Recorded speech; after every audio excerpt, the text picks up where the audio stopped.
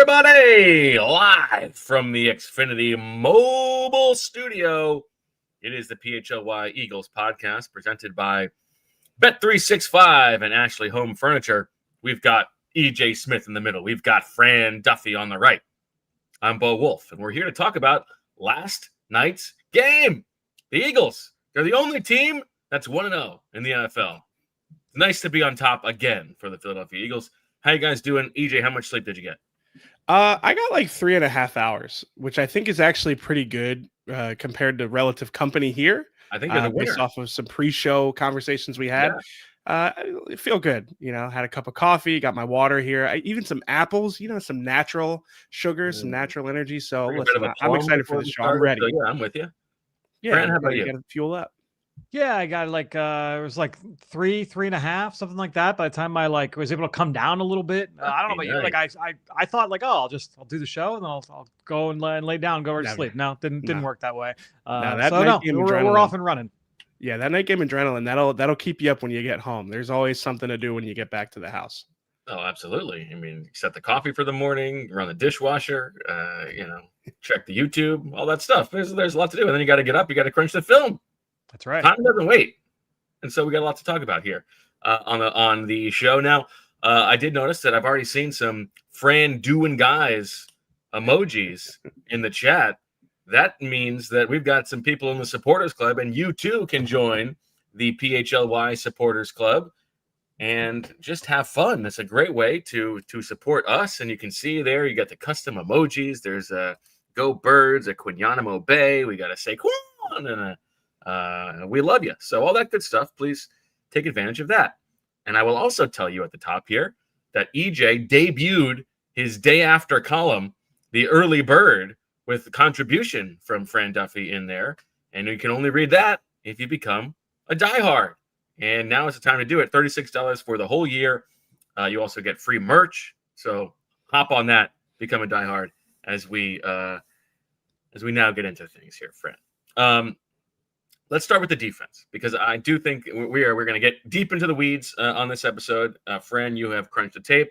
I was able to watch most of the offense. That's all I was able to get to. So I'm very curious to hear what you say about the defense, Fran. So let's start there. And the thing that you put out on social media that you teased was that after watching this game, your take is that this was the best game of Jordan Davis's career.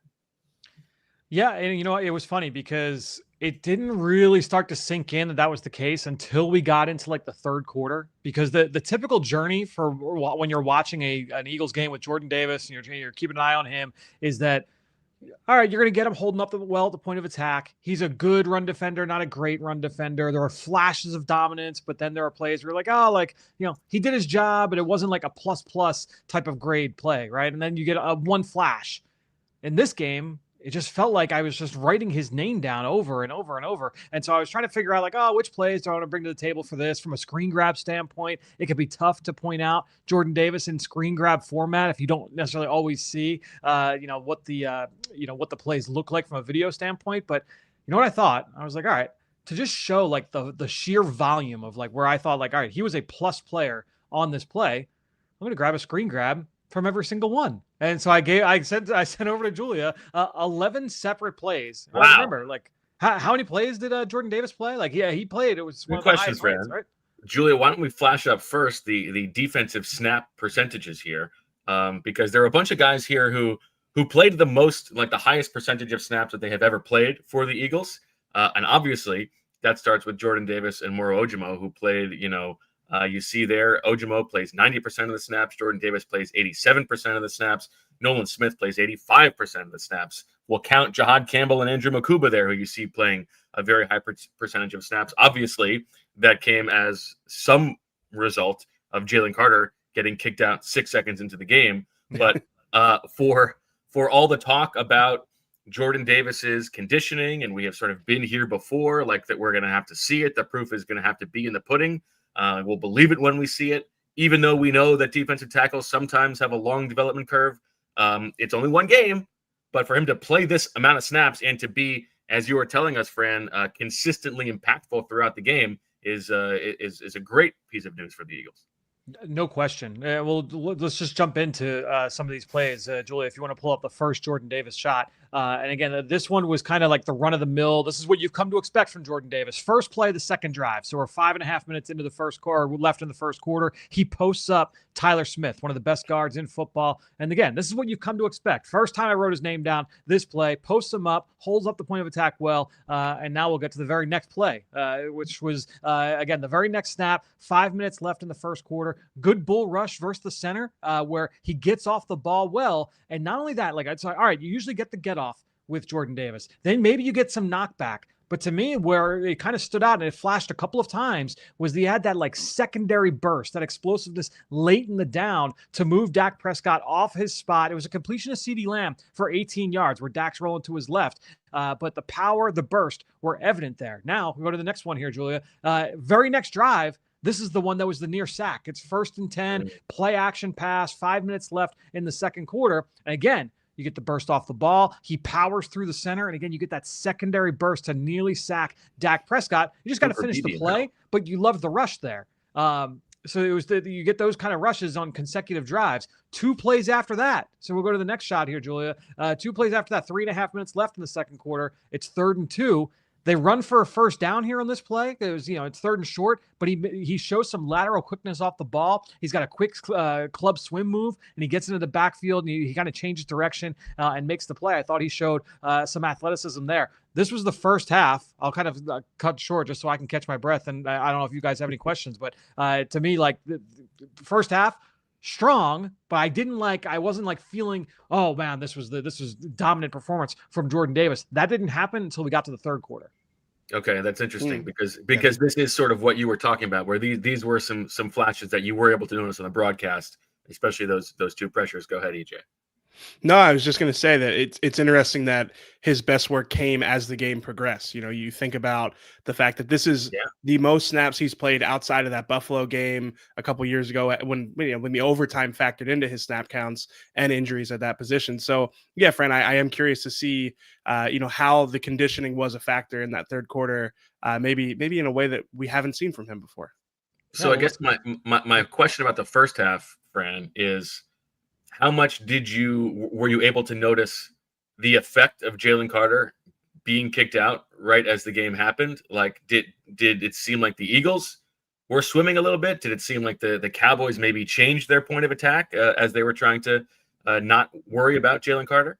I think there was probably like an adjustment to your point on both sides where it's like, all right, like now we don't necessarily need to throw all of our attention. I know EJ, you said Dak Prescott had said that in post game that they had a whole plan designed to try and stop Jalen Carter. And so to not have him, you not necessarily scrap that, but that's a lot less to worry about if you're Dak and if you're the offensive line. I do think that you started to feel that, not having Jalen Carter's presence in the run game a little bit, he is, because that's the thing is that we think about Jalen Carter and his disruption against the pass, but he's also a really good run defender. And one of the things that did stand out to me in this game, he was the player of the summer for good reason. I still have high hopes for this player, but Moro Ojomo, like the difference between he and Milton Williams, right now, like the Moro this year versus Milton last year.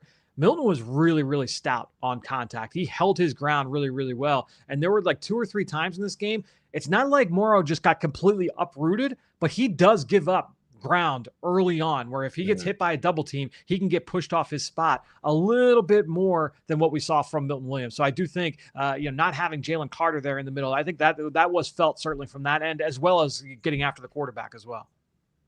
EJ, I know you feel defensive right now. I know. No, I do not feel defensive because this isn't the job that you want Moro Ojomo doing. This isn't what I was bullish about. I'm bullish about his ability to get to the quarterback. His role changes week 1. We're not going to do an overreaction Monday on Moro Ojomo here. And I also don't like this reframing from you that like I'm the only one that's been bullish on Moro Ojomo this summer, but I'm bullish on him too. You're just the only one who has said the floor is that he's better than Milton Williams. He just got paid $100 million 3 months. His pass rush production. There's still a lot of time for him to get those 5 sacks. I think that I'm nice and relaxed on the Moro Ojomo. I'm going to call it the hill now. I'm kicking you off. I'm the only one on this hill. Okay. All right. Well, all right. Yeah. So I think this was. I mean, obviously this was interesting, and they had much. They had some success running the ball, especially in the first half. They did have to get away from it a little bit in the second half. So I'm curious how much of that was a result of Jordan Davis picking up his game. Yeah, well, let's take a look. Julia, we'll go to shot 5 is where we left off here for for Jordan Davis. Now, what you see from Jordan? So you had this was the lateral quickness. Let's go to the next shot here, and with the next shot, all right. Okay, so we have. We have the PBU here. The previous play was the penalty, the George Pickens penalty, where he tries to take Reed Blankenship's head off. That play obviously doesn't count in the stat sheet, but I thought that Davis did a really good job against Tyler Smith on that play. It gets off and makes the tackle. You get the PBU on 2nd and 22 here. Julia, you go to the next play. This is 2 plays later. I talked about this last night on the postgame show. He's the one who gets the running back, Miles Sanders, to cut back to get that Byron Young forced fumble. Byron Young forced fumble, by the way. So Jordan Davis sets that one up because he posts up the right guard, Tyler Booker. So that's we're still talking middle of third quarter here, just before the rain delay. Julia, if you go to the next shot, this is 3 minutes, 10 seconds left in the third quarter. It's the first play of the very next drive. Jordan Davis gets a run stop on a counter run play where he completely jacks up the center and squeezes the run lane down where Javonte Williams has nowhere to go with the football. You go to the next play. This is 1 minute left in the third quarter. Really good knockback against Tyler Booker and combines with Nolan Smith once again to make the tackle. You see Jordan Davis on the other side of the line of scrimmage here on this play. And that's the thing is usually, you go back last year before, and you get 2 of these plays in one game. The fact that we're getting 5, 6, 7 in this first one, that's what got me excited as we're going on. All right, this is late third quarter. Very next snap. Julie, we'll go to the next play. Play 10. Very next play. He gets caught in space, and he tracks down CeeDee Lamb, and he gets CeeDee Lamb down to the ground on a wide receiver screen. And then, final one here, very next drive, he's on the backside of a run. They're running to offense's right, defense's left. Jordan Davis is on the backside. He shows some quickness here. He slants into the backfield, and then you see him put his right foot in the ground and cut laterally, and he's able to combine with Jalen Hunt on a TFL. So again, usually you'd get 2 or 3 of these plays, maybe 3 or 4 on a good day for Jordan Davis. The fact that there were 11 of them, and it was all right, a couple of them were where he just holds up really well at the point of attack and forces the action back. That's what you got last year. 10, 11 plays like this, that's to me, that's what made this the best one from start to finish for Jordan Davis in his career. Do you think he was buoyed by the lightning break? I joked about that last night, that maybe nobody was helped more than he and Morrow, just because they're tired. Those guys had played almost 90% of the snaps. Maybe, but look, I'll give it to him, man. The fact that he played the level that he did throughout the course of the night, that was big, certainly for the Eagles defense. All right, that's very good news for the Eagles. Yes. What do you make of the Jordan Davis development here? Yeah, I think looking back at training camp, we sort of slow played it, like you mentioned, the conditioning, but he did look different, even compared to years past. So no, I mean, if he can be that much of an X factor, both in the pass game and the run game, especially you put Jalen Carter back into that equation, I think. We were bullish on the Eagles' interior defensive line for a reason, and I think I didn't even factor in maybe him taking this much of a leap. So I know it's been 1 week, but no, I definitely am encouraged by this for sure. Generally speaking, Fran, what did you think of the edge guys in this game?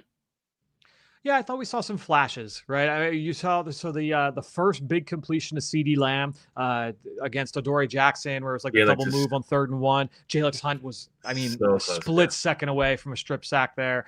Nolan Smith had a couple of nice rushes. Josh Uche had a couple of nice rushes. I just think overall, neither when you look at the edge guys, no one had really a ton of success against Terrence Steele or Tyler Guyton. I think you missed Jalen Carter's presence certainly inside. Maybe that helps a little bit in terms of just getting an extra set of eyeballs on the interior. But overall, it was just an okay night for the edge rushers. What did you make of Tyler Guyton completely waylaying Jalen Hunt with that left haymaker? What was your takeaway? Did you feel like that should have been a penalty? Well, it should have been a penalty. Maybe if he flexed afterwards, then maybe you throw a flag on him.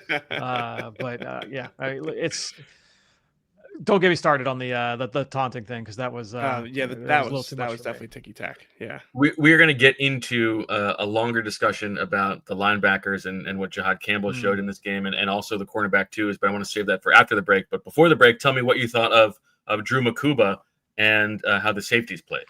Yeah, let's talk through. So the safety usage really was pretty cut and dry. Okay, so Reed Blankenship, obviously every down player, he lined up to the boundary side, to the short side of the field the entire game.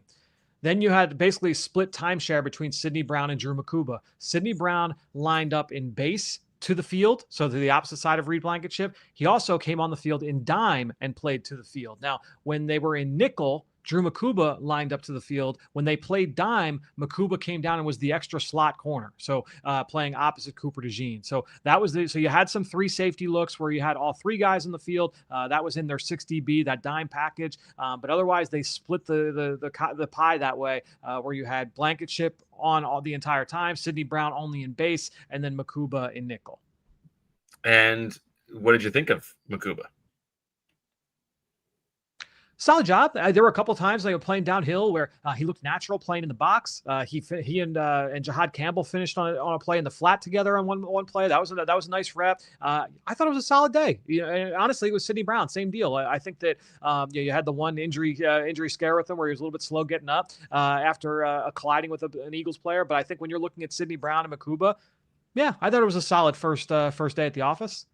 it feels like, especially, I mean, we didn't expect Mukuba to really take so much of that that pie so early. It feels like the momentum is going to be him as a starting safety, and then like I kind of like Sidney Brown as like the sub package, kind of just like turn him loose in certain situations, maybe close to the line of scrimmage. Again, I know Mukuba also has that nickel value, but yeah, I think that this is probably the way they wanted it to end up, right? Again, we probably got here a week or two earlier than we thought, but watching it made sense. It felt like we spent so much of the summer talking about safety and outside corner, and it is kind of funny, the polar opposites that you kind of leave this game feeling about those two different spots.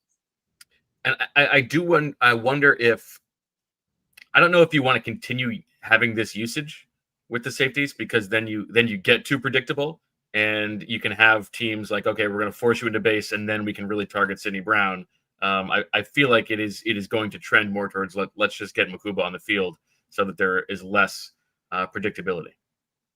I think that's probably fair. I think that the more they can do to mirror last year's personnel grouping, where it's like, all right, like you can keep that nickel defense on there the entire day and feel good about it. The closer you can get to that, you might not be able to get to that extreme, but the closer you can get to that, the better. All right, let's take our first break. On the other side, we're going to talk about Jihaad Campbell's impressive performance. Do the Eagles have a chance to have the best linebacker duo in the NFL? And how worried should we be about the cornerback 2 situation? But first, we talk about our friends at Bet365, because whatever the moment, it's never ordinary at Bet365. Bet365 has 90 million users worldwide, and they live stream over 780,000 events each year with early payout offers across the NBA and NHL. Bet365 pioneered live in-game betting, and today they offer the widest range of games and markets available for live in-game betting across 78 sports. You're going to want to buckle in for Sunday, because we're going to get to sit back and watch the rest of the league play, which is an opportunity to take advantage of the SGP Sundays, where it's never ordinary, and you get to place qualifying parlay bets totaling $20 or more on Sunday's NFL games, and that will get you $25 in bonus bets. Terms and conditions apply. Just download the app and use code PHLY365 when you sign up. Whatever the moment, it's never ordinary at Bet365.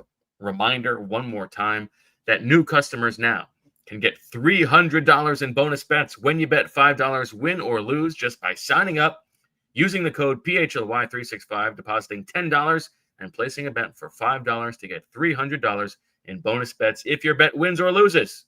Bonus bets can be used on the spread, totals, player props, futures, and more. Whatever the moment, it's never ordinary at Bet365. Must be 21 or older and physically located in Pennsylvania. If you or someone you know has a gambling problem and wants help, call 1-800-GAMBLER. Next, we have to tell you about the good people at Ford and their legendary F-Series, the best-selling truck in America for 48 years running. The F-150 blends work-ready toughness with modern-day tech and luxury, offering 6 powertrain options, including a hybrid and fully electric Lightning model.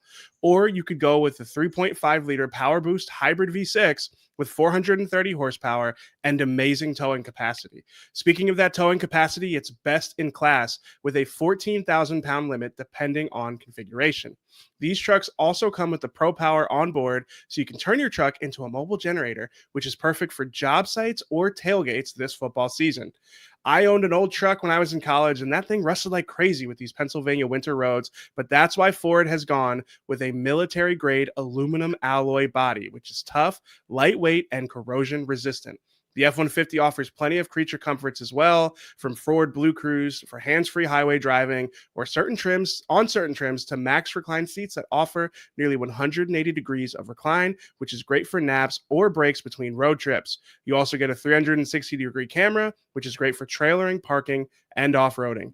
The F-150 comes available in so many ways. You can get a regular cab, super cab, or super crew and select a bed length that fits your needs. For more information, visit your local Ford store. And you got to take advantage of the weekend. You get a weekend with no football, EJ. That means I want you to hit the grill. And I want you to do that with some nice Omaha steaks.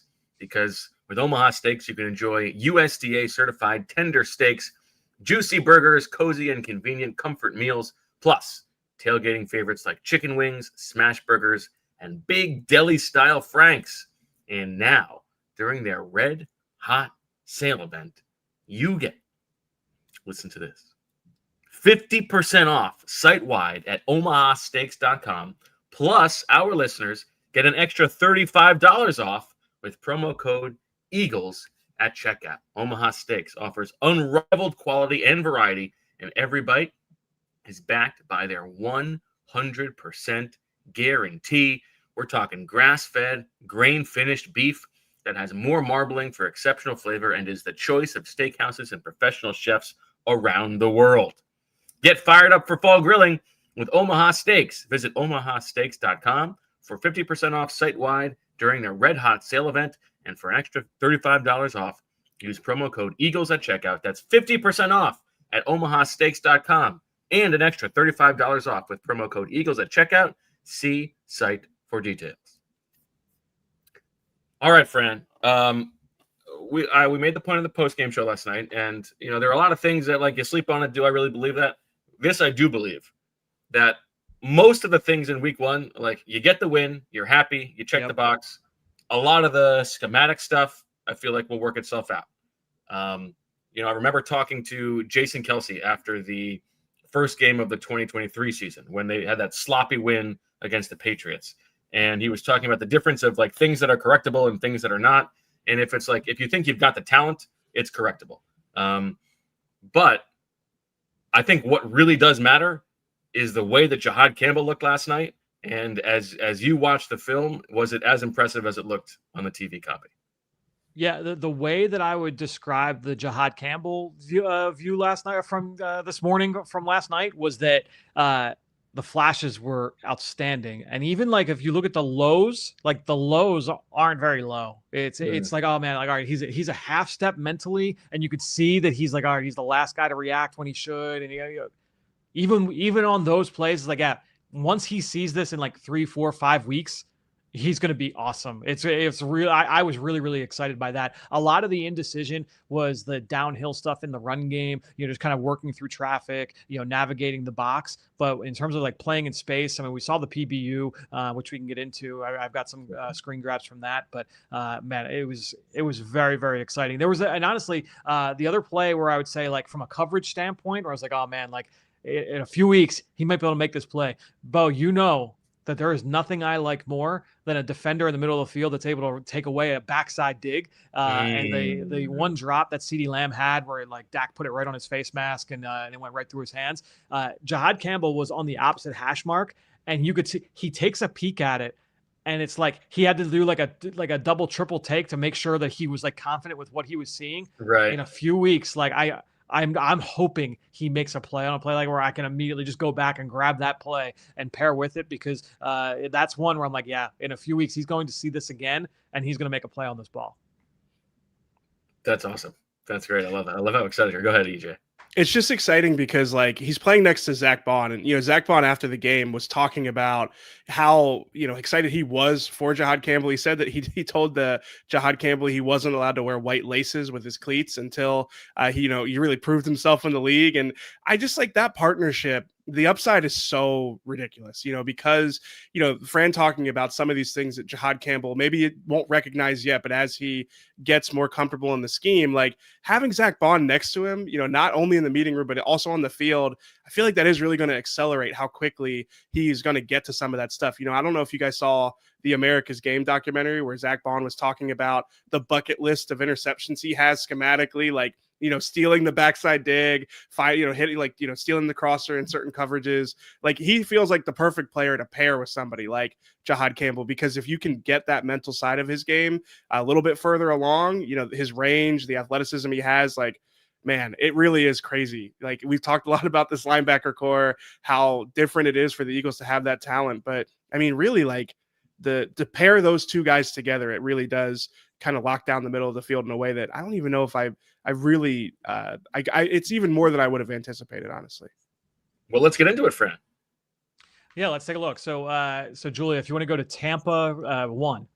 So basically what we're going to see here is a coverage that the Eagles actually played a handful of times in this game. And I thought it was notable because they barely played cover 2. It was like one of the lowest rates in the entire league last year. And this is a version of cover 2 that it's called Tampa 2. And when you play Tampa 2, you need a defender that's going to run the pole in the middle of the field. And so right now the Eagles are in their nickel personnel. Julie, if you want to go to the next shot here, again, the Tampa 2, what that looks like, you got the 2 deep safeties, and then you've got 5 defenders underneath. The Eagles actually drop a defensive lineman, one of the edge rushers out in this play. So it's actually 6 guys underneath. But typically you're going to have 2 corners in the flats. You're going to have 2 defenders in like that hook curl area between the numbers and the hash marks. And then you're going to have a linebacker running between the hash marks. And that guy's going to be responsible for covering a lot of ground. And honestly, Julia, if you go to the next shot, you can see that's like one of the sore spots in cover 2. One of the weak spots in this zone coverage is you've got that soft spot between the safeties down the middle of the field. And you want to try and see if you can attack a linebacker in space, whether that's with a receiver, with an athletic tight end, whatever that is. You want to try and see if you can take advantage of that matchup. And here on this play, you could see that you've got the linebacker running down the seam, in the red zone. That's Zack Baun, and he's running down the seam here on this play. And Julia, if you want to go to the next shot here, you can see now he gets the PBU. So just shy of the goal line, Zack Baun, great job in Tampa 2, running the pole and getting the ball on the ground. A few plays earlier than this, Julia, if you want to go to the next one, you get to see the exact same situation here. This time, the Eagles are in base defense, and it's Jihaad Campbell that is running the middle of the field in Tampa 2, and he's running against the tight end here down the seam, and he does a great job of matching this route. He uses his length. He uses his athleticism. Julia, you go to the next snap, and he's able to get the ball on the ground. So he covered a ton of area.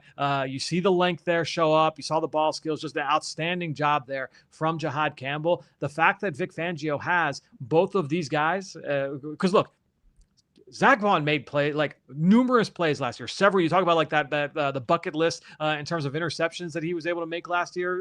EJ, I think when you're looking at Baun, like some of the plays he made last year, that interception he had against Jacksonville stands out. Like they're not a lot of linebackers that can make that play.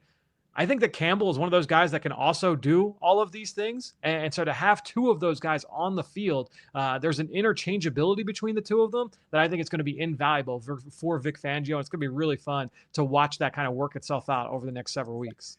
I can just like see it now, like, all the tacticos, not Fran. Fran is not a tactico. He's elevated beyond that. But I can see those guys like talking, Fangio has popularized the Tampa 2 again. He's bringing it back. And then all of a sudden, you see these defensive coordinators trying to copy it, but they don't have Zack Baun. They don't have Jihaad Campbell. They don't have those rangy linebackers to run the pole. Am I using the expression correctly? Run the shoot. Yeah. We'll say the shoot. I prefer the shoot. Yeah, okay. Run the shoot. Okay, that's a little bit. That's like not as dangerous with a co-host like Bo. I mean, there are ways with that one as well. But I will say, listen, Jalen Carter gets tossed from this game, and okay, who's going to be the best player on the defense? Oh, maybe it'll be Quinyon Mitchell. Maybe he's going to lock down one of the guys on the outside. And I thought Quinyon was just good in this game. Maybe you can tell us a little bit more, Fran. But Zach Baun felt like the best player on the field when he was on it. Just from watching. It's not just that one when he ran the shoot. The chase down of Miles Sanders was insane. Unbelievable play. And a game-saving play to some degree. Yeah. There's other side-to-side plays. What else did you see from Zach Baun? Yeah, I mean, you just saw a lot of the things that we saw a year ago in terms of his ferocity downhill, how fast he plays, the amount of ground he covers. There was a play early on here. Hold on one sec. I've got it in my notes here, where he did an outstanding job of just feeling the crosser. All right, yeah, here it is. So, yeah, so it was actually I showed the play earlier. It was the rush from Jordan Davis where he feels the crosser. He feels CeeDee Lamb coming from the opposite side, and he takes the throw away multiple different times. But you had Jordan Davis couldn't quite finish for the sack, and then Ajomo got home and he couldn't quite get him down to the ground. So Dak's rolling left, and Baun just kind of ran out of time. CeeDee crosses his face, and he was able to make the play. So I think when you're looking at Baun, his spatial awareness is special. It's unique at the linebacker position in today's NFL. A quick note on the chase down of Miles Sanders, which, I mean, tough, really tough for Miles Sanders, just a tough game in a lot of aspects. But Next Gen Stats clocked him at 20.68 miles per hour to chase him down. Miles Sanders was at 19.29 miles per hour. So, yeah, I mean, and again, they forced a turnover a few plays later. Really was one of the, I mean, maybe I would actually call it one of the underrated plays of that game in terms of saving the Eagles defense there. Byron Young forced the turnover. Not they. Let's get into this. I want to hear about Adoree Jackson, but at some point, I got to take a whiff, okay? When you said Byron Young earlier, I actually had to frantically check to make sure that our good friend, NFL Jesus, our savior, did not change the official record. Not yet. It still is, not yet, but it still is Jihaad Campbell's. It is Jihaad Campbell's... Typically, when do those stat changes come, Bo? Usually Monday, Tuesday? Yeah, I would think so. Yeah. We'll see if this holds up. Then I'm going to hold off on the whiff. I don't feel great about it, but don't flare the those nostrils too much. To just start puffing my chest out here it's tough, we'll wait. I'll hold it. I'll hold on. Yeah, you were going to get those Ben Van Sumeren snaps. Oh, I felt honestly. My first swooper, you guys might need to be on notice. That's all I'll say. Oh man, here we go. Oh man. Look, because I can say the same thing. If this weather delay doesn't happen, the Eagles are scoring 32 points, and I feel pretty good about it. So, but that's a bigger if. I was explaining it to my wife. Shout out to my wife, Julia, by the way, because I threw her under the bus in the pregame. Sure did, It was not great. So shout out to her. I was explaining the rules of Super to her, and I was like, I almost got all four. There was a real world where I got all four of my selections here. Swooper, easy game. What a fascinating thing for her to hear about. Oh, she was locked in. She's a big fan of the show. I can't say anything mean about my wife on this show for a while. She is not the biggest fan of me throwing her under the bus. Good, nor should she be. I mean, all right, let's talk corners because last night it certainly felt like Adoree Jackson was a disaster, Fran, and you are telling us that we need to cool our jets just a little bit. Yeah, I actually look. A couple of the plays were I broke the one down. That's why I didn't bring those screen grabs to this one because I just did it in the post-game show last night. If you didn't watch the post-game show, go make sure you watch it. We broke down a couple of plays, and one of them was the 18-yard completion to CeeDee Lamb on the opening drive on 3rd and 1. That to me, that's a schemed up play that I think any corner is going to basically give that one up. You had a tight formation, heavy personnel, 3rd and short. Play action. He bit hard, not even super hard, just bit harder as hard as it needed to be. And it was a great route by CeeDee Lamb on top of it. So he gave up separation on that one. Was it a good performance? No. Was it a solid performance? No. It wasn't bad or it wasn't good. But I think a lot of people are like, oh, he doesn't have it. Move on, get him out of here. I don't want to see anymore. I don't think it was that bad. Now, the element that we don't know, and that to me would make it a like, quote unquote, like a fireable offense, right? Right now, you're going to send him to the bench would be like, because there were a lot of situations where, hey, it's 3rd and 4, and he's giving 10 yards of cushion at the line of scrimmage, right? And it's like, okay, a lot of that can be left up to the DB with suggestions from the coaches, like, hey, we need you to play at this depth with this distance on this given play. He already had given up a play or two down the field to CeeDee Lamb, so he may have felt, hey, you know what, like I'm going to play this a little bit more conservatively. So if the coaches had told him, like, hey, we want you to play at this depth, and he's going against that, or if it was like, hey, against this kind of formation in this situation, this is what they want to do. We're going to talk about this. We're going to rep it. And then it came up in the game and you didn't do it the way that we practiced it. Those are the things where it's like, all right, like, then maybe you think about making a change. But outside of that, I didn't think that it was like, like a complete disaster. Watch him. He got beat by CeeDee Lamb on a couple plays. And I think at the end of the day, that's kind of to be expected from Adoree Jackson at this point in his career. That kind of is. Yeah, and Quinyon Mitchell got beat a few times by CD too, to be fair. So. Yeah. Well, a couple things.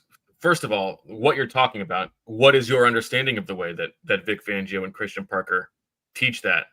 Are they prescriptive about where they want guys to be, or do they give guys leeway?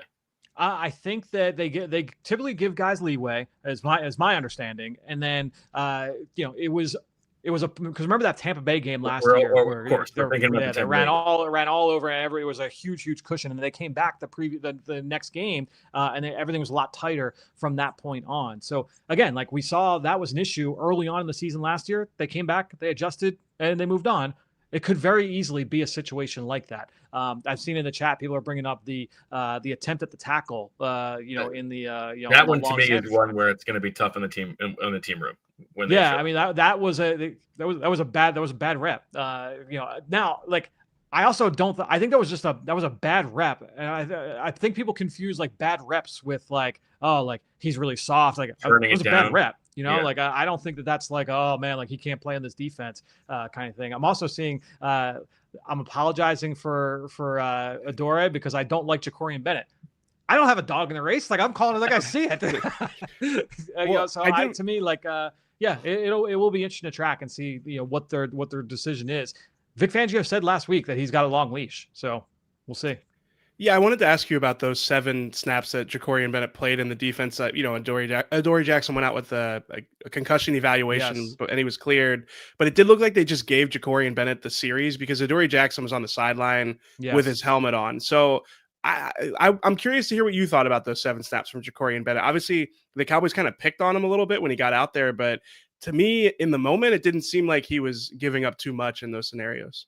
No, he gave up a slant. Let's see. So he gave up a slant to CeeDee Lamb on the one. He gave up a catch to Jake Ferguson on another. That was in a cover 6 kind of situation. It was the one thing that was interesting really quickly about the cornerback usage. So Cooper DeJean was the cornerback 2 in base, but we're talking just purely nickel and dime right now. Basically what you saw was that Quinyon Mitchell in the first half was always on George Pickens' side, and then and then Adoree Jackson or whoever the other corner was always on the opposite side, which was typically the CeeDee Lamb side. Cooper DeJean always matched up to CeeDee Lamb when he was in the slot. What was interesting was in the second half, they flipped it around where most of the time Quinyon Mitchell was on the CeeDee Lamb side, and they were fine leaving Adoree Jackson on the George Pickens side.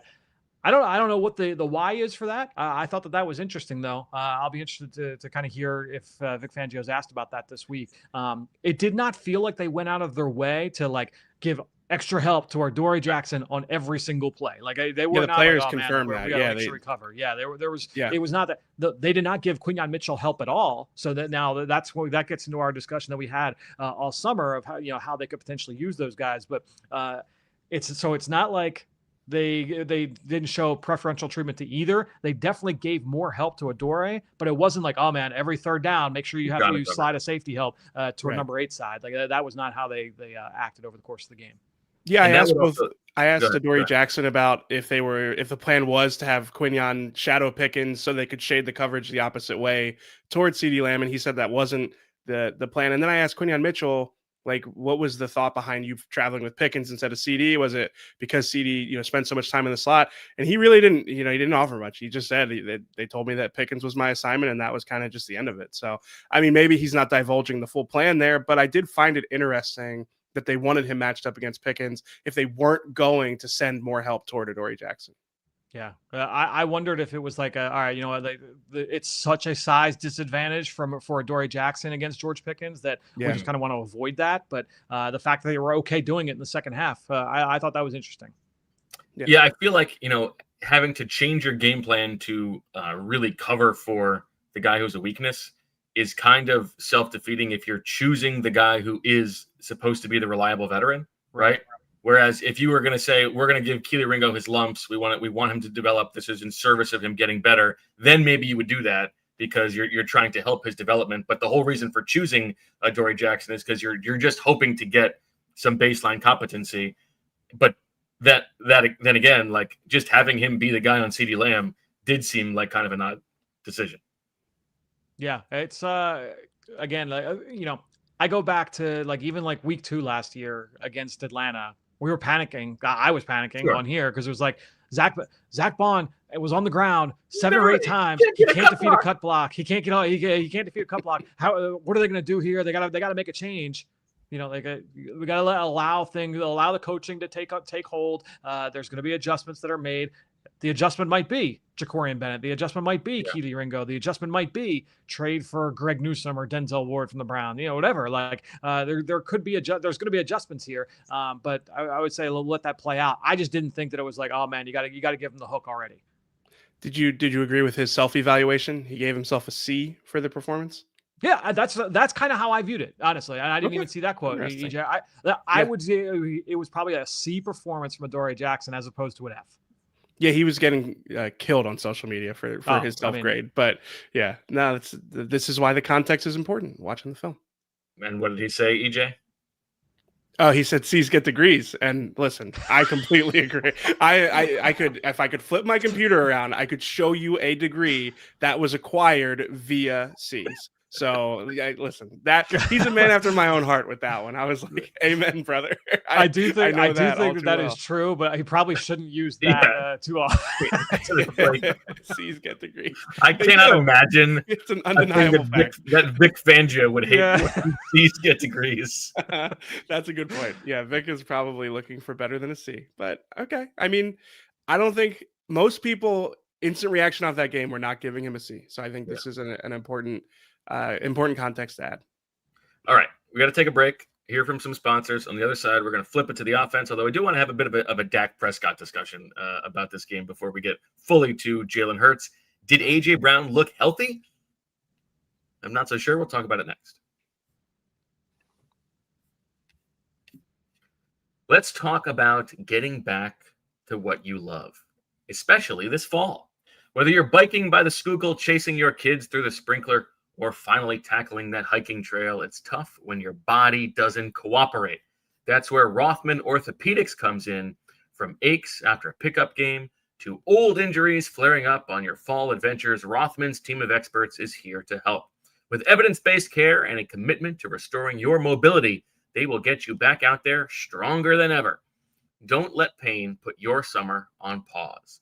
Visit rothmanortho.com/PHLY to book your appointment today and get back to doing what you love pain-free. Rothman Orthopedics, getting you back to your fall game is their mission.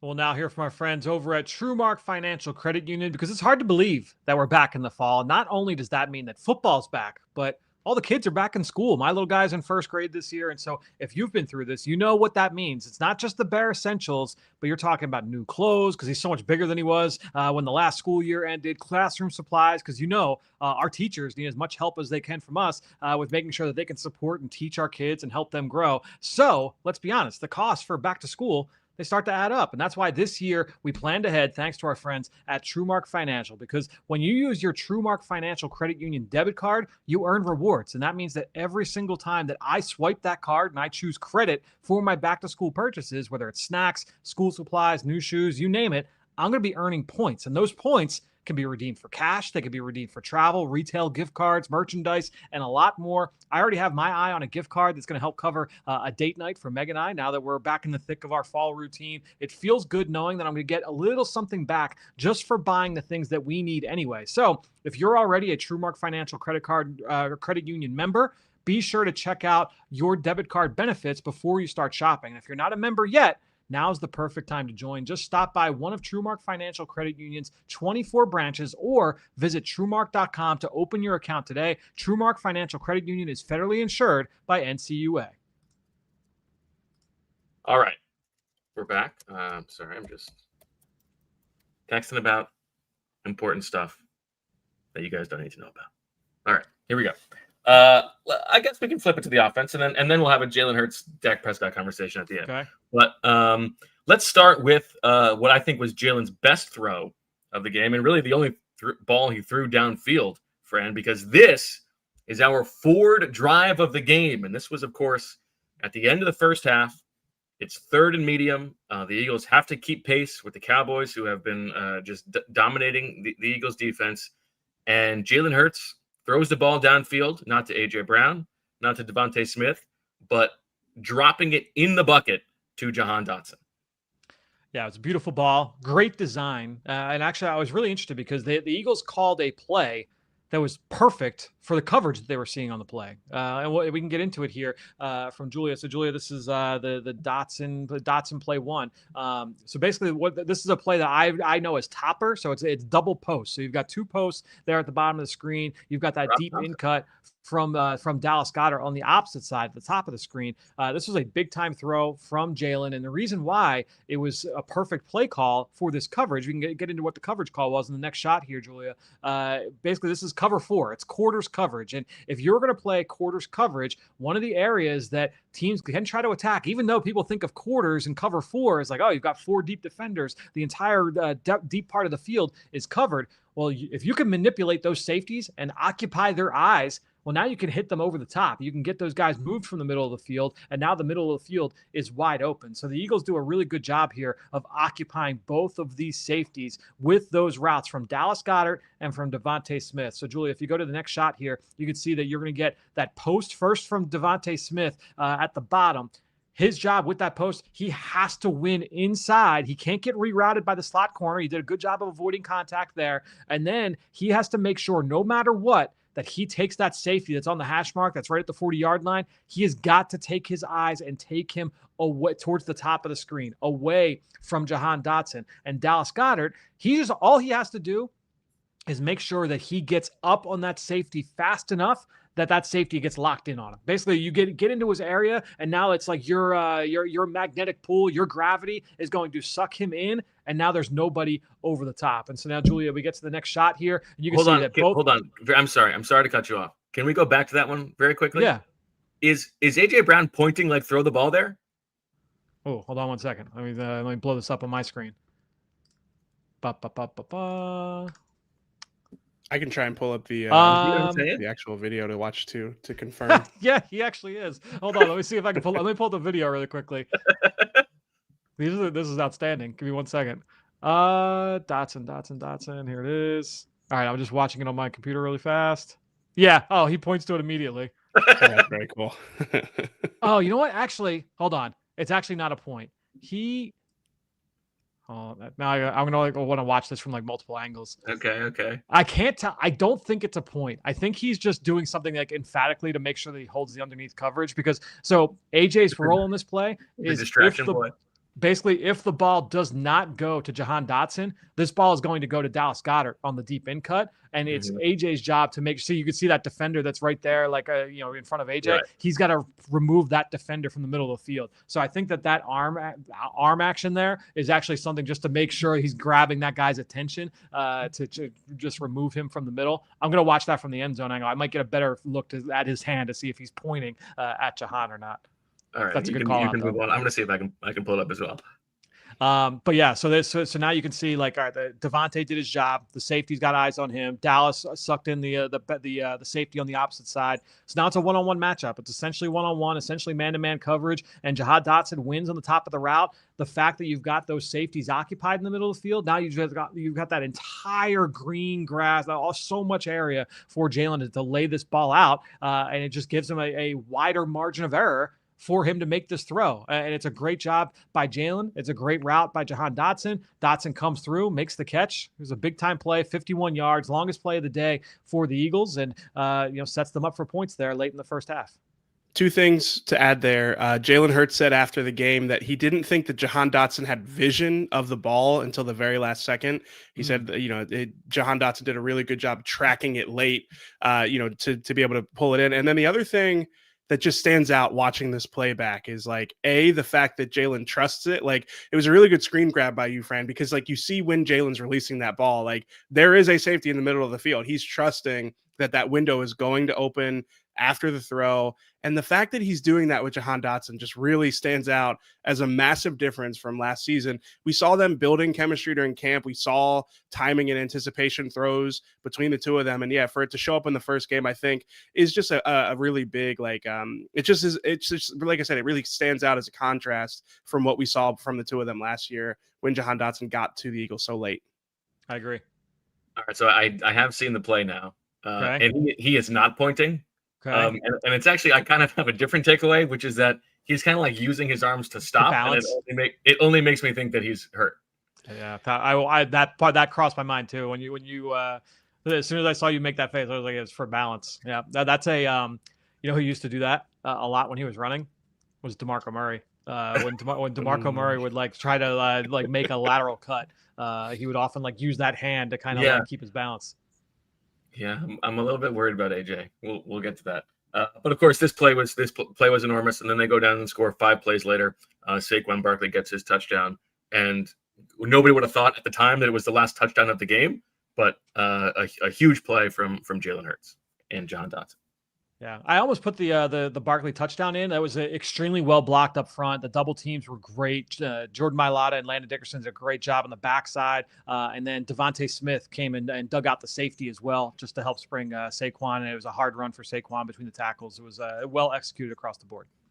All right, that'll do it for the Ford drive of the game. And now I think we can sort of steer our conversation toward Jalen Hurts and what you thought of this performance, Fran. Let's flash up the performance from Jalen Hurts here. In this game, 14 rushes for 62 yards and 2 touchdowns, 19 for 23 for 152 yards and a 94.2 quarterback rating. You see on there that the success rate, 60.5, that's very good for him. Only 3% negative plays. He was sacked once. That is almost as good as he's ever. There's only been one game in his career where we had fewer negative plays, and then a 0.26 EPA per dropback. The scrambles, Fran, was the big takeaway, especially in the first half. So 9 scrambles for 63 yards and 5 first downs. That's the most scramble yards he's had in a game since 2022, and tied for the most first downs he's ever had from scrambles. And I thought it was particularly interesting, and maybe we'll get into the adjustments that Matt Eberflus made, that 8 of those 9 scrambles were we think about Jalen as a scrambler as like that can be their blitz answer.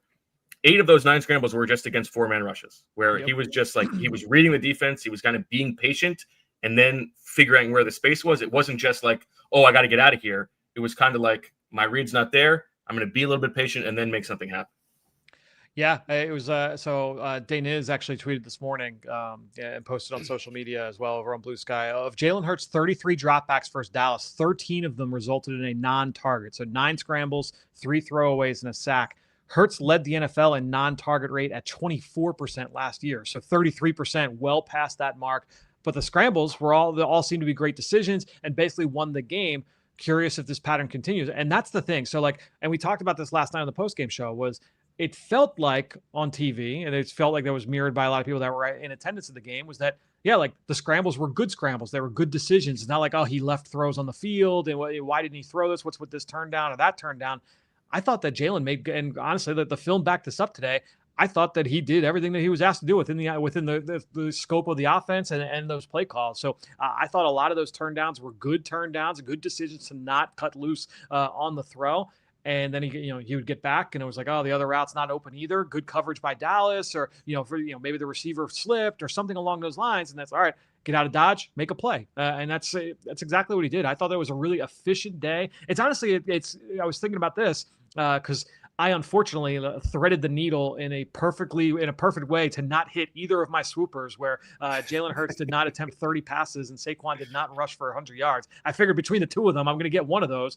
Didn't get either. And honestly, it was when I look at both of those guys' performances, it wasn't explosive. It was just a workmanlike, very efficient, get the job done, move on. Both guys looked good, just not overly explosive or effective over the course of the entire game.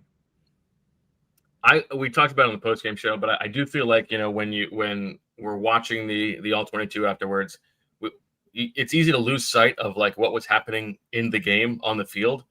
And I really do I think he gets a ton of credit for steadying the ship after the way that game started. I don't want to engage with the national Jalen Hurts discourse every week because it is exhausting. And I find it kind of baffling that after this game, all I'm seeing on my timeline is, man, Dak Prescott is so awesome. It's so great to have him back. That's not the game that I mean, Dak was very good in this game. Dak was really good. Yes. Dak was very good in this game. My takeaway from this game was man, thank God the Eagles have Jalen Hurts, because is he on a down in, down out basis as good as, Josh Allen or Patrick Mahomes or Joe Burrow or Geno Smith? Obviously not. But I don't know that all of those guys are okay, our best guy has just got thrown out of the game. Our defense is getting run over, and I am absolutely as cool as a cucumber, and we are just going to be totally fine. And I think that stuff matters. Yeah, I mean, we spent so much of the offseason talking about, is Jalen Hurts a quarterback that affects winning, or is he a product of his environment? I wrote this in the early bird. This game was really, the offense came down to Jalen Hurts' individual brilliance against the Cowboys. It was down to the fact that out of structure, the stuff that he could create, the times where he could make them right when they were wrong.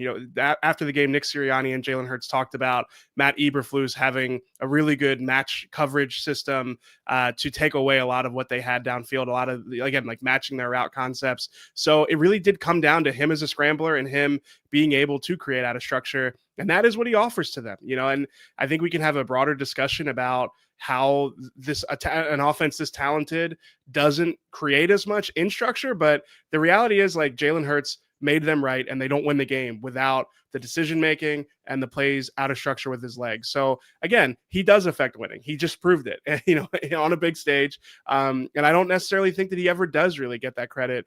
Both his contributions in the run game, and again, the scrambling in the passing game. So, yeah, I think it is an important thing to point out because of that discourse. I don't think that, Eagles fans necessarily need to hear oh, they wouldn't have won the game without Jalen Hurts. But right. We just spent so much time this offseason talking about, oh, well, it's everybody else that creates for him. It's no, he created for himself and for others. Anthony called him the point guard. I think that was a good analogy for what he was for the Eagles in this game. I mean, he was, accuracy-wise, he was perfect in this game. Right, he had 4 incompletions, 3 of them were throwaways, and one of them was a drop. Let's not just take that away. Now, all of that said, the offense stalled in the second half. Fran, what did you see? And I'm going to ask you this question now, and then you can answer it in overtime. But what kind of adjustments did Matt Eberflus make? You're going to have to tune into overtime to find out the answer. Both.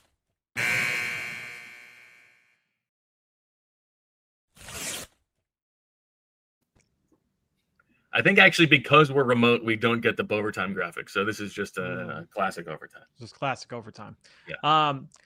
Yeah, I mean, look, it was a heavy dose of zone coverage, like we talked about. I mean, they got what they expected from that standpoint. I thought that the Dallas secondary performed pretty well in terms of being able to just match routes, read routes, take things away. They were aggressive from a from a press coverage standpoint on the perimeter, and it was, to me, like, again, it wasn't anything where when I looked at Jalen, because I will say, like, that's been part of the discourse nationally. I've had like TV and like podcasts on in the background as I was buzzing through film this morning, was only X amount of targets went to wide receivers, like Jalen Hurts, like up to his old stuff again. And it's like, well, no, like I thought, like, again, he was pretty good overall in the game. I thought it was a good Jalen Hurts game. And so, I think that overall, this is going to be, it's going to be interesting. I think the people that watch the film on this one, I think will come away more impressed than if you just look at the box score from Jalen. Now, Fran, I wanted to ask you, I was listening to Baldy on with Anthony earlier today, and he was talking about specifically the uptick in blitzes that Jalen Hurts faced in the second half. I went through them, but I want to hear your thoughts on how Jalen handled the blitz, both like setting the protections. And, to me, it seemed like there were a few times where the Cowboys got corners on free rushers, and fortunately for the Eagles, like getting a corner on a free rusher is not necessarily as valuable against Jalen Hurts as it is for most quarterbacks, because he can make those guys miss, or he can kind of bounce off of those guys. But what did you think, both from a protection standpoint and also how Jalen, was able to get to his hot routes against the blitz? Yeah, the one was that like completely definitely caught them off guard was the corner blitz from Trayvon Diggs, and Jalen was able to wiggle out of that and throw it incomplete, or throw the ball away. I think he could have been called for grounding on that one. I wondered why that wasn't grounding in the moment. I thought that was I was interested in that one. But I think that he got caught once or twice. We know about the sack. I thought that Nealon just had a really good rush on that one in terms of just kind of getting into the backfield and was able to chase Jalen down from behind. There was a bunch of one-on-ones across the board because of the blitz on that play. So they turned the pressure up a little bit more in the second half. I would say that was probably the biggest adjustment. They didn't do any huge changes from a coverage standpoint. And we can get into the AJ Brown of it all as well. But I think that that would probably be the biggest adjustment that I saw from Dallas's end. Yeah, there was one blitz where I thought AJ, it looked like he was open on a curl route and Jalen just wasn't there in his progression quickly enough to get it to him. I think it was the second blitz that he faced. But yeah, in general, I don't know. It's something that will be important against the Chiefs. So it's something I think we should have our eye on, is like, do they have answers against these types of things? Because to me, it didn't seem like there was like really necessarily like a sophisticated, like, this is where he's going with the ball against pressure. And that's always been a question the last few years with him. But again, I mean, PFF had him 3 for 4 against the blitz for 17 yards. So, kind of like not necessarily amazing, but not like a red flag per se. He only faced 6 blitzes in the game. Small sample, yeah. So the small sample, the success rate against the blitz was 33%, 2 for 6, which was only better, or only one game from last season was worse than that for the Eagles. But it's a small sample, and that was a second half adjustment. So we'll see what they put together over the next week plus for Spags. And when you're going into Spags, I mean, that's like you are expecting blitz, you are expecting unscouted looks, like that has not been a part of Eberflus's profile over the course of his career. Okay, let's talk about AJ. As you would expect, this was the lowest target rate of his NFL career, playoffs included. Targeted once on just 32 routes. That's 3.1%. His previous low in a game with the Eagles was 12.5%. So that is obviously drastically cutting it. When I was watching, Fran, there weren't a ton of times where I was like, oh, the ball should go to AJ here, or even the ball was designed to go to AJ here. Yeah, I mean, look, there were plenty of games where we did this show last year on Mondays, on days after games, and it was like, yep, that's a turn down from Jalen Hurts. I'm not sure why Jalen didn't throw that ball. That was not the case watching the film this morning from last night. When I went back and looked at, all right, here's a play that they dialed up for AJ, and I get why Jalen didn't throw the ball. So I pulled a few. Julia, if you want to go to the first one, we'll go to AJ clip 1 here. This is a play. It's 3rd and 3 in the second quarter. This is the first one where I felt like, all right, like, AJ first in the progression. Like, I'm pretty sure this is the second drive. If not, it's the third drive. He's the X ISO, top of the screen. And he's purposely, to me, I actually didn't even think that he was thinking about going to AJ here. I think that he is manipulating the Dallas defense on this one personally, because what we then see, Julia, if you go to the next one, is that he comes back to Dallas Goedert in the middle of the field here, and you can see by Jalen having his eyes to the far left, you get the expansion of those linebackers, and that really widens the hole there for Dallas Goedert in the middle of the field, and he hits Dallas for a first down on 3rd and 3. You go 2 plays later, we'll go to the next shot here. 2 plays later, it's 2nd and 9, and this one is going to be an in-cut. This one, I think he definitely did want A.J. Brown on this play. It's going to be a quick in-breaking route. We've seen A.J. run this route 100 times in this offense. This is the first one where I'm watching. I'm like, yeah, like I don't know if he's got the same level of juice like off the ball to kind of threaten these defenders, that threaten these defensive backs early in the down. So we see A.J. come off the ball. Let's go to the next shot here. A.J.'s pushing vertically. And this DB just reads this really well. Now, you can get into this and say, because we talked about this last year, oh, maybe they're a little too predictable, or maybe it was the year before we had this conversation as well with the Eagles pass game. I was like, oh, like they run the same routes over and over, and now DBs are keying off on them. Or it's just like, all right, well, if you're facing a receiver and the receiver is not going at the speed, the 100% speed that you're expecting, he can be a little bit easier to predict because the movements are happening a little bit slower, right? And so I think the safety, Donovan Wilson, did a great job of keying this route, and Jalen is ready to make this throw, and it's a good thing he doesn't, because you go to the next shot here. If Jalen pulls the trigger on this throw, this is getting picked off. That is going to be intercepted by Donovan Wilson on the hash mark. So Jalen does not throw this ball, and he ends up running 9 yards, Jalen, for a first down on 2nd and 9. Let's go to the next play here. The next one is 3rd quarter, and it's going to be a slant route. Top of the screen, he's going to run a quick slant. It's 2nd and 5. Let's go to the next shot. And you can see that the linebackers, they're following Jalen's eyes. It's cover 2, so you got a bunch of guys underneath. Maris Lufau, the second-year linebacker, with the hair coming down the back of his jersey. That's who's there, is going to get underneath this pass lane. There wasn't like a ton of like juice from AJ like coming off the ball, and that's the other part of it too. Is it a timing issue with he and Jalen? They haven't been working together over the last few weeks just because AJ has missed so much practice time. So I don't want to get into that dynamic because no one knows except those guys from that standpoint. But I thought that was a good decision. Like, all right, yeah, don't throw it. You've got defenders in the underneath window. Julia, you can go to the next one here. He ends up finding Dallas Goedert on a shallow crossing route. So this essentially becomes a high-low on Maris Lufau, the linebacker there on the hash mark. Jalen hits Dallas Goedert, and he runs for a first down on 2nd and 5. Nice quarterbacking from Jalen Hurts here on this play. Doesn't force it to AJ, checks down to Dallas on the run, and he hits him for a first down. Let's go to the 4th quarter.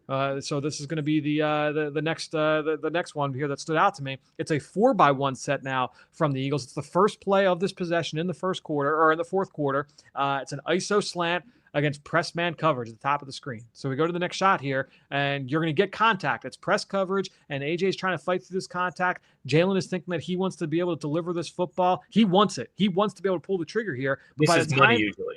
Yeah, this is exactly right. This is usually their bread and butter. But you go to the next shot, Julia, and you can see, like, all right, by the time AJ shakes free, there's a linebacker there in the area. Jalen, I get why he doesn't throw this one, because this could be an easy pick 6 for the linebacker to jump this route and take it the other way. So Jalen doesn't throw it, and he ends up checking down. He goes all the way over to the other side of the field. You can see that Saquon Barkley's all by his lonesome there on the the 17-yard line. He hits Saquon Barkley there, and Saquon goes for 8 yards. So that's the last one here from AJ. And so, look, at the end of the day, when I'm watching him, I didn't see like the AJ Brown like verticality and explosiveness that we've come to expect. There was one play where he was like kind of the complementary route in like a high-low situation, and he's running at the safety in the middle of the field, and you can just tell like the safety just like was not moved by AJ, pushing up vertically on him. So now the question becomes like, okay, is this a 1-week thing, and they know that he's not 100%, but maybe he's like 85 and he's just kind of gearing back up. Is it a sign of like something bigger? Like, I don't know. But from what I saw last night, to me, like that didn't look like AJ Brown from a physical, like explosiveness, what we've come to expect from him standpoint. You hope that looks different next week against Kansas City. And it's interesting because you would think that if AJ's not right, you would still think that Devontae would be a big part of the passing game then, right? Yes. And he wasn't.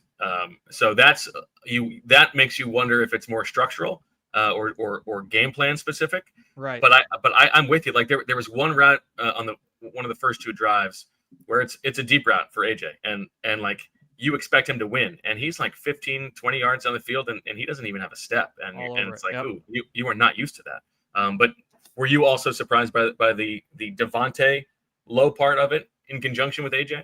I guess that would be the big thing, because I would say the same thing about AJ. Like even if AJ is at, I don't want to put a number on it, but let's say he's at 80%. Right. If he's at 85%, right, you can still like manufacture. You could throw him a screen, right? Like you can like do something to make it so that it's not a thing that's being talked about, and that those guys are going to be asked about it. Because I know that like. This is an organization. They are well aware of that dynamic that can exist. They know it. It's not just like, oh, PR knows it or the front office knows it. Like the coaches know it, the players know it. Like everybody knows it. So it's not how they want to start the season. No, absolutely not. Now the most important thing is winning, and the fact that they were able to win, and Jalen was as efficient as he was. Like that's not as big of a deal. They are probably more well aware of the any limitations that AJ is facing, obviously, than we are. So if they don't think that it's a big deal, and they're like, yeah, he's got to play through it, he's going to be 100% by week 3. All right, then you let him gut through it. There are other guys in the offense where that might be a little bit of a concern from the injury standpoint. Like let's maybe put this guy on ice a little bit, and we can talk about that. But yeah, I think it's something to monitor with AJ, because I don't think he looked like his normal self. Yeah, he really didn't look like his normal self. I want to open the possibility that, like, he has talked before about liking to get into a rhythm early, liking to get a touch early in the game, and manufacture touches is exactly what I wanted to say, Fran. It's like at some point, it's like just get the ball in his hands and try and get him into a rhythm, because I feel like we have seen this, not for entire games, this necessarily the way that it was against the Cowboys, but I do feel like we have seen AJ kind of float through games at times when he doesn't have that involvement. So I definitely think that the injury could be a factor here, but I also did want to at least gauge your guys' is like how much time you'd have for the argument that maybe this is like he didn't get involved early. He had a lot of like clear out route duty, and all of a sudden he's just kind of like, I don't want to say checked out, but not in rhythm, and that is maybe contributing here too. I mean, honestly, like usually the telltale thing there is, the blocking end of it. And he had a couple of nice blocks, like effort plays out in the perimeter. So now one of them that stands out was an early play. So he wasn't like completely. He may not have affected him as much by that point. But no, like I don't think it was that. I could be wrong, but I don't think it was an effort thing. I think that it seemed more like a physical limitation type of thing for AJ. Personally. All right. Well, let's get into the other person who you were hinting at there. Let's talk about the offensive snap counts here, Julia, if we can flash that up. No surprises majorly here. You've got the offensive lineman playing mostly 100% of the snaps. A.J. Brown, 87%. Devontae, 89%. Darius Cooper played 2 snaps, looked awesome on the tush pushes. Thought that was really exciting. But the big thing here that we need to focus on is Landon Dickerson playing 83% of the snaps, and Brett Toth playing the other 17%, and Landon leaving this game. And I don't know what you think, Fran, but when I was watching this, even before he left the game, Landon very clearly didn't look 100% to me. And I know that these guys are wired that they want to play every game, and like you're going to have to like actually physically lock Landon Dickerson in a room to get him to not play in a game when he's not 100%. But for a team with like, aspirations of playing into February, man, I really do feel, I'm not a doctor, but I really do feel like he and maybe even AJ could just use a week or 2 weeks off.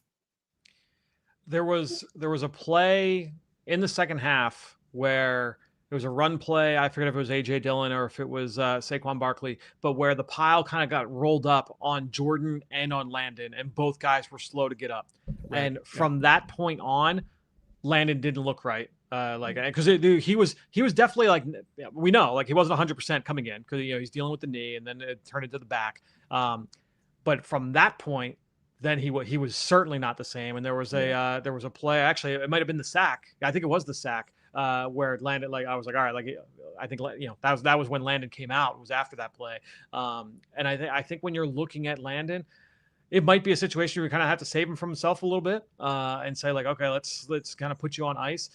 You would and it's ironic too, because of the video that the team released this week, where, you know, Nolan Smith is going back and forth with, it was saying like, yeah, like I'm going to play through this torn pec, like that's how these guys are wired, right? And how you want them to be wired. And yes, exactly. And I think in the Super Bowl, that makes a lot of sense. But you got to have the bigger picture in mind for this year. And so I thought that Landon looked fine and looked like it's not like he looked that bad the whole game. It wasn't until that one moment when he did get rolled up on in the second half, where it was like, all right, there was like a couple drives there. I'm like, oh, like he's got to come out. And then he eventually, you know, did come out. So, you know, early on, I thought it was okay, but we'll see if this is something that lasts in a week too. I mean, you've been around him, EJ. What do you think there's any chance that they can convince him to sit? I think you guys hit it. It's like the toughness, the glorification of the toughness, I think, is something that cuts both ways here. And if he's able to play, he's going to play, and he's someone who is going to play through pretty much anything. I mean, like, I noticed it too, Fran, like he's grabbing at his back, and there are just stretches where it's like he can barely walk to and from the huddle and barely get into his stance. But then, right. And it's just like, I don't know. I think save him from himself is probably the right phrasing here, but they have this, you know, this mini bye, and I think that, you know, we'll see how he looks in practice on the other end of it. But yeah, I talked to Brett Toth about it in the locker room after, and, you know, he's like the guy who's kind of like, is he going to go or is he not going to go? And I think even Brett Toth knows, like, this guy's going to be back for the game. You know, it doesn't matter what it looks like a couple days beforehand. So yeah, I mean, again, it's a credit to him for playing through it, but it's early in the season. They might need to steal a week for him just to kind of get him a little bit more time to recover here. It's also, I mean, it's not just we want him to be healthier in 4 weeks. It's also, if you're going to be leaving every game, like, that's not great either. Like, wouldn't it be better to give Brett Toth or whoever else a full week to practice and, like, actually be the guy? Toth does get a lot of the practice reps. I mean, Landon was limited early in the week, and Toth talked about, like, it was rare for him to get a couple days working with the first team, and he felt like that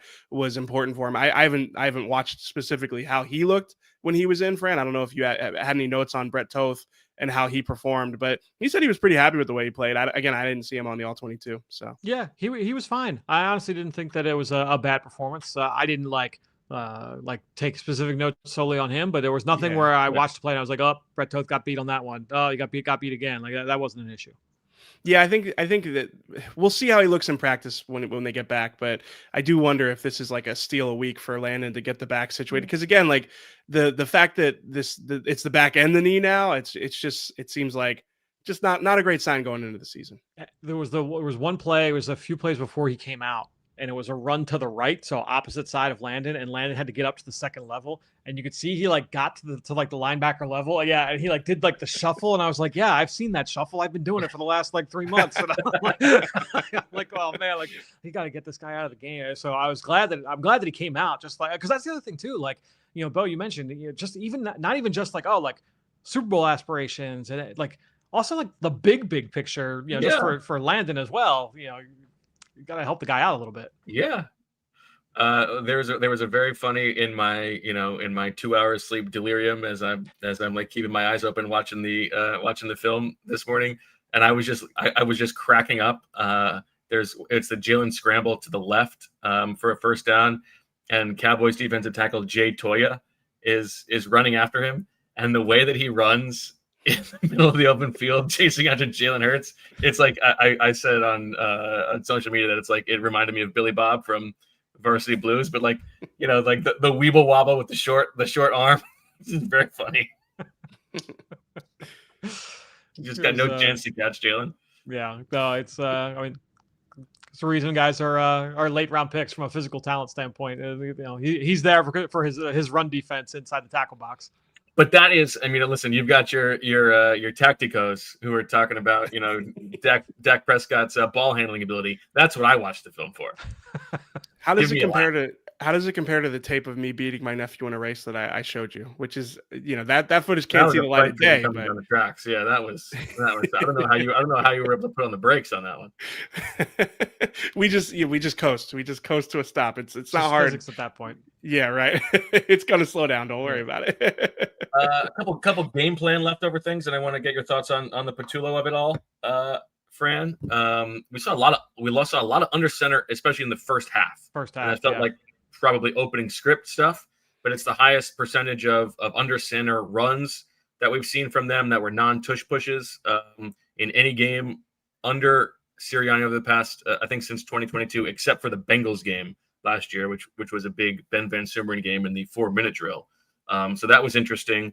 Devontae Smith, this is the second season in a row that the Eagles have opened up in week 1, having Devontae play like an incredibly high percentage of his 11 personnel snaps in the slot. Seems like that was an emphasis. But that said, this was a relatively low percentage of 11 personnel for the Eagles. It felt like they wanted to go big, and losing your boy Ben Van Sumeren was difficult, but they still played Kylan Granson a bunch anyway. Do you think that is what we will see, or you think that was game plan specific? I mean, look, we joked about it, but they kept Ben Van Sumeren for a reason. I do think that there's an element there that they want to bring. Now, they want to be able to flip that switch. Yeah, and I don't know that it just means whoever the best fullback is on the street, they're going to go and bring that guy in. My guess is that their solve for that will be more, 12 and 13 personnel. That said, and look, this guy has gotten better, like as a route runner, like the kind of player he is. Like I think that he's gotten better in key areas, but Grant Calcaterra was up to his old tricks in the run game. Like he's just not good at the point of attack. Like too much Grant Calcaterra at the point of attack, especially like they want to run duo, which is a downhill, like quick hitting run, typically to the strong side of the formation where the tight ends are. And you're bringing those tight ends in close and they get lined up against defensive tackles sometimes, and Solomon Thomas gave it to Grant Calcaterra like 2 or 3 times in this game. Defensive ends gave it to Grant Calcaterra a couple times in this game. I do think that if the Eagles do want to play this way, and I said this last year, and I still feel strongly about it, it should be a 6th offensive lineman type situation. Like lean into what Detroit did last year, and what Buffalo has done, where it's like, hey, like, we're going to. When Ben Van Sumeren's out there, like, you're not fooling anybody. We're probably going to be running the football. Well, when you're on the 5-yard line, like, come on. It doesn't need to be Grant Calcaterra trying to block a 285-pound Solomon Thomas. Like that can be, insert, that could be Fred Johnson, and you'll be just fine. 2 things. First off, especially against like an Eberflus defense that is going to have those 2 high safeties a lot of the time, like dare them to change it. But Fred Johnson of it all, I wanted to ask you something, Fran. This is like very in the weeds, but maybe this is indicative of something. Fred Johnson was working on the left side of Jordan Mailata in practice during individual last week. And I wasn't sure if this was like a procedural, like we're just trying to get a guy in there to work on combo blocks, even like, maybe he has guard versatility at some point. I really don't think so though. So to me, that felt like, is this a 6 offensive lineman just working on it, early in practice just to see it? Or do you think that there was something, have you seen like, let's get the tackle next to the left tackle on the left side just for some other reason that maybe I don't know about? From your lips to God's ears, because it would make my Monday mornings a lot more enjoyable if I didn't have to watch a handful of those Calcaterra reps at the point of attack every week. I think that would be the right direction for this team to go, especially with the Van Sumeren injury being as serious as it seemed. If they still want to go heavy and be able to kind of establish the run in that way, I don't think doing it out of 12 personnel is this team's bag. I just don't. This is not Brent Selleck, Dallas Goedert, and Zach Ertz. Was like, you put Ertz on the side. You want to be able to have somebody that can really win more of those matchups one-on-one at the point of attack. I see the people in the chat calling for Willie Lampkin. He's still on IR. He's still injured reserve. Yeah. Got to be. It would be at least a couple of weeks. But Fran, I'll send you the video if I still have it of Fred Johnson working on the left side of Jordan Mailata. Maybe we see that. At some point. No, but you know who's out there? Dylan McMahon. Oh, no. Someone Jalen trusts. Jack Stoll? Jack Stoll is on the Saints practice squad. Can't they find a better dirty work tight end than that? Like we talked about it during training camp ahead of the 53. Like they could use that profile, and maybe they thought Ben Van Sumeren was that guy. Maybe this opens up a window for them to just get a dirty work inline blocking tight end because it fits so well with what they want to do, at least in part offensively. You made fun of my guy from Georgia Tech. He made the Bills roster, though. So I forget the guy's name already. Oh, he's got receipts. Oh, I thought these were going to be receipts. Yeah, Jackson Hawes. Jackson Hawes. Thank you. I like Tip Ryman. Yeah, he's in the Cardinals. The other last thing on the offensive flow of this game was, which we talked about in the post-game show. I did feel like they got a little bit too conservative at the end of the game, especially because Jalen seemed to me to be playing so well. I would have liked to put the ball in his hand a little bit more there, seeing how well the Cowboys were playing against the run. And I guess we haven't talked enough about Saquon on this episode, Fran. Was there anything they were doing against the run? Yeah, I think it was a lot of what Dane had brought up in the show on Wednesday, where it was, you're going to show too high look at snap, and then you're going to bring those guys down late in the pre-snap phase, where maybe that safety's not accounted for. But to me, like, I think more of the issue with some of those runs was that you lost a block here or there. Some really good reps from Osa Odighizuwa. Kenny Clark had a couple of nice reps against Tyler Steen. So I think when you're looking at why the run game wasn't as explosive, I think there was more just there was a missed block here, missed block there, which that happened during spurts last year as well, especially in the second half of the season. I found it interesting that Next Gen Stats had Saquon facing a stacked box on 2/3 of his runs. I didn't feel like that in real time, but like you mentioned, Fran, I guess they were rolling that safety down late in the down or late pre-snap. So I guess maybe that accounts for it. Yep.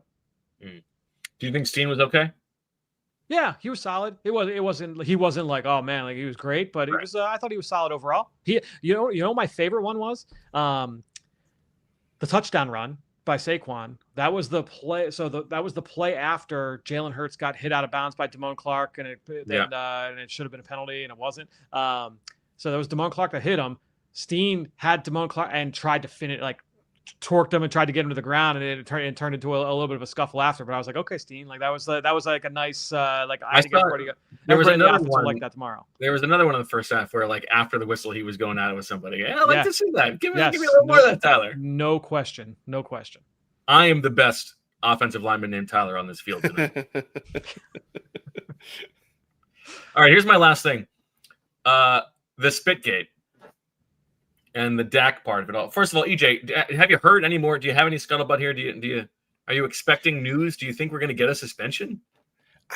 The suspension would surprise me. I haven't heard much. I was trying to get something from the NFL today. I haven't heard back from the NFL about that yet. But to me, like, I don't know. I think this is like speculation. I feel like the Dak spitting in his direction, I agree with really softens like the possibility of a suspension. I also think that Jalen Carter talking after the game, I think that obviously like that maybe does seem a little silly from an outside perspective, but I think it just having expressing contrition after the game probably helped his case a little bit in the eyes of the NFL. But listen, I mean, they might try to make an example out of him. It was obviously on a big stage early in the season, so it wouldn't shock me if he got suspended, but I think that he kind of the stuff that has come out since the ejection has probably helped his case. It is funny. Like, geez, without the lightning break, would they have even shown the footage? I mean, why didn't the broadcast show that footage sooner?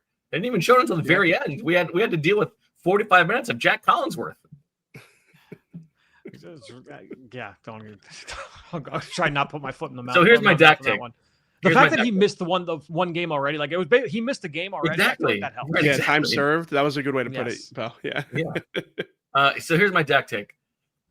Because the way that Dak talked about it after the game was like, I mean, we all saw the video, dude. Like, and what makes Dak such a great player is he's a liar, right? Like he's very good at reading people. He can see where the defense is supposed to be. He can mess with you with his eyes. He can pretend like he's going to throw there and he's going to throw there. I think that's who he is in real life.